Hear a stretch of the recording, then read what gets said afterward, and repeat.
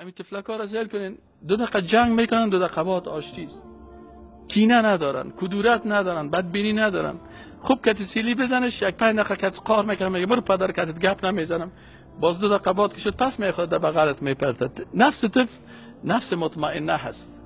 اما کسایی که 2 ماه یک نفر گپ نمیزنن، هر قدر بهش وصیت بکنی که خیر از فلانی مسلمان است، برادرت است، به خاطر رضایت الله کتش دوستی بکن، به خاطر ترس الله اشتباهات شفه بکن. نیست، هیچ قابل حل نیست.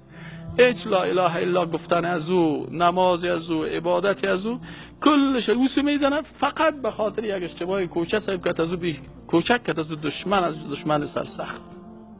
از این خاطر است که مسلمان ها متحد نمیشن. چرا؟ نفسای اماره به سوء اجازه نمیده.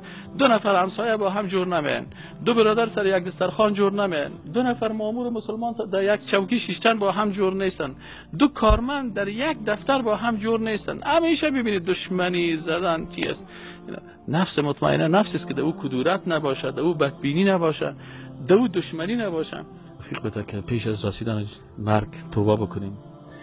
الله سبحانه و تعالی برای ما و شما توفیق بده که کمر کفر بسته نکنیم، کت کافر نباشیم، کت ظالم و خائن نباشیم، کت وطن فروش نباشیم. عصر ما و شما عصر بسیار فتنه هاست. الله از شر این مردمایی که منکر قرآن و سنت هستن نجات ما بده. از شر این انسان هایی که منکر حدیث هستن الله نجات ما بده. از شر او کسایی که در لباس عالم دین مردم به شرک میکشن، به سجده بر مخلوق، به نظر بر مخلوق، بر عبادت بر مخلوق، به خم شدن در پای مخلوق میکشن. الله از جمله ما و شما را یاد بکنه. الله برای ما توفیق بده که آخری کلمه که از زبان ما خارج میشه کلمه لا اله الا الله محمد رسول الله سبحانك اللهم و بحمدک.